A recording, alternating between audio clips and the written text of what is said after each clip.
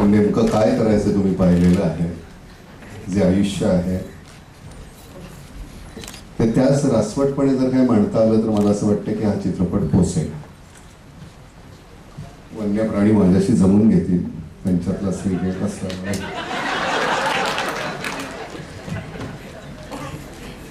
पण खरं सांगतो की ही मंडळी म्हणजे मी खरंच 40 वर्ष तिथे मी जातोय. नुसतं सांगून किंवा नुसतं बोलून ह्या गोष्टी कळणार नाही. तुम्ही खरंच एकदा जाऊन यायला पाहिजे. आपण आपल्या एवढ्याशा जीवनामध्ये एवढ्याशा वर्तुळामध्ये जे जगत असतो त्याच्यातून खरंच बाहेर यायचं असेल, नेमकं काय आहे आयुष्य, व्याख्या कशा बदलत जातात हे तिथे गेल्यानंतर कळतं.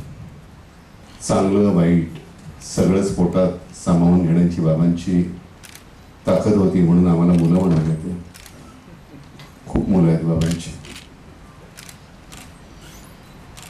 पण ज्या पद्धतीनं विकास, प्रकाश, मंदा, भारती आणि आता त्याच्या पुढची पिढी, पिलू आहे, मुन्ना आहे, अनु आहे, तर त्यांच्या बायका, त्या सुद्धा अनुवंशिक असतो हे इथे दिसतं. आम्हाला हे म्हणले, मला खरंच हा चित्रपट वगैरे हा शब्द मला विचित्र वाटतो ह्या संदर्भामध्ये. आव्हान वगैरे हे सुद्धा असे उगाच विटलेले शब्द वापरू नयेत.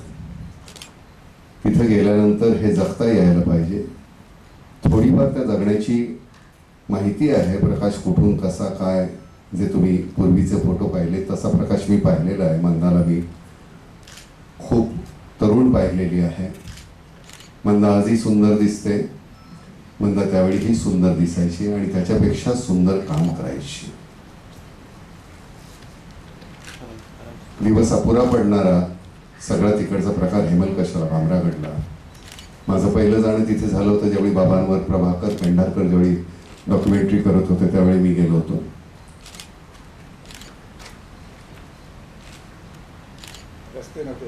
काहीच नाही, ट्रकवर बसून गेलो होतो. आणि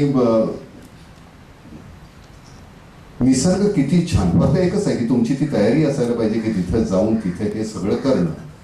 सत्य शेवटी ही तुमची प्रलोभनं जी आहेत, तुम्हाला हे पाहिजे, हे पाहिजे, हे पाहिजे की हे पाहिजे, त्यांनी जे निवडलेलं होतं ते हे होतं. पण मी गेलो असताना प्रकाश मला एकदा म्हणत होता की नाना अरे शूटिंग आहे का इतक्या लवकर, जरा काही. म्हटलं नाही रे बाबा, का?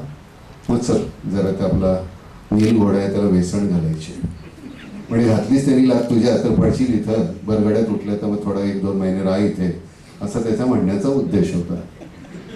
शूटिंग नाही ना असल्या प्रकारचं. म्हणजे खरं सांगतो तिथे जगत असताना, म्हणजे मी तिथे राहत असताना मला वारंवार हेमलकशाला नाही जात आला. आनंदवनला मी खूप वेळा जायचं.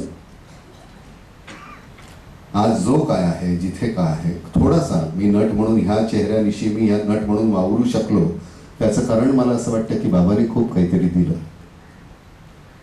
तो आत्मविश्वास, ती जगण्याची पद्धत काय असावं, मुठभर असेल त्याची मुठभर कोणाला तरी द्यावं, ही वृत्ती तिथे बनवली गेली. हा चित्रपट पुन्हा एकदा मी म्हणतो की हे पोचायला पाहिजे. हे काम पुन्हा ही नव्यानं उर्मी नवीन मुलांमध्ये यायला हवी. आजची मुलं, त्यांच्यामध्ये अजिबात काहीच नाही आहे, अशातला भाग नाही आहे त्यांच्यामध्ये, पण मुळामध्ये आदर्शच नाही. हल्लीची पद्धत आदर्श चबुतऱ्यावर बसवले आणि त्यांना हार घातले की आमची जबाबदारी संपली, अशी पद्धत आहे. तुम्हाला माहिती आहे, गांधीजींना आपण वर्षातून एकदा भेटतो. बरं, गांधीजी भिंतीवर होते तोपर्यंत आम्ही हार घातले, नोटेवर आल्यानंतर आम्ही खिशात ठेवून दिले.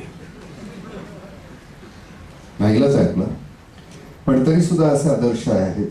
त्यामुळे आपण ह्या संदर्भात आपण जर काय करू शकत असेल, नट म्हणून आव्हान वगैरे नाही म्हणत मी, प्रकाशशी दिसण्याचं साधर्म्य मी नाही करू शकणार. आता त्याला ते सांगत होतं की माज जरा कमी करायला पाहिजे, अंगावरचा आणि आतला सुद्धा. तर ह्या भूमिकेमध्ये मी काहीतरी करू शकेन. जगासमोर हे इतकं मोठं काम आपण ह्या अशाच पद्धतीनं, तुला ती आमची दिग्दर्शिका बाई ग, हे करत असताना वाटते तितकं सोपं विषय फार छान आहे, अतिशय सुंदर विषय आहे. फक्त ते मांडत असताना ती मांडणी जर का नीट नाही झाली तर ते विचित्र होईल. तर मला असं वाटतं की जितकं ते रासवट आहे जसं आणि सहज आहे जीवन ओघवतं आहे तसंच ते मांडायचं आहे. एक कलावंत म्हणून तुम्हाला एक हमी देऊ आम्ही, पण ते करत असताना दिग्दर्शका म्हणून चुकीचं काही करायला लागले तर ओरडलो तर रागावू नकोस, रागावलेस तरी हरकत नाही. कारण काही ते कुठेतरी चुकीचं जाता कामा नये लोकांसमोर, आणि तू करशील. कारण पहिलाच तो विषय तू जो घेतला होता सिनेमाचा तोही अप्रतिम विषय आहे, हेही छान आहे. आपण सगळे मिळून एक छान काहीतरी करण्याचा प्रयत्न करू. अगदी मी त्याच्या बाजूला बसतो, त्याला मिठी मारतो, हात मिळवतो, टिंगल मस्करी करतो. माझी लायकी मला माहिती आहे, खरं तर मी तिथे त्याच्या बाजूला बसण्याच्या लायकीचा नाही आहे. त्याचा मोठेपणा आहे की तो बरोबरीनं मला वागवतो. मध्यंतरी मला बरं नसताना पुण्याला आला होता, आमच्या मोलकर्णीनं त्याला, कोण तुम्ही काय, त्याला खाली पाठवून दिलं. 1.5-2 तासाने मी उठलो, मी खाली आलो, कोणी आलं होतं का गं? होतं कोणतरी, प्रकाश कोणतरी आमटे म्हणून कोणतरी आलं. म्हटलं मग कुठे आहेत ते? खाली थांबले म्हणजे.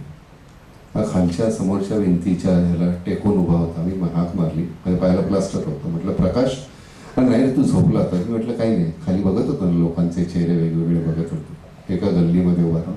खरंच ही माणसं यांचं मोठेपण कशामध्ये सामावलं आहे हे आपण शोधायला गेलो ना तर आपलंच आयुष्य कमी पडतं. कमाल.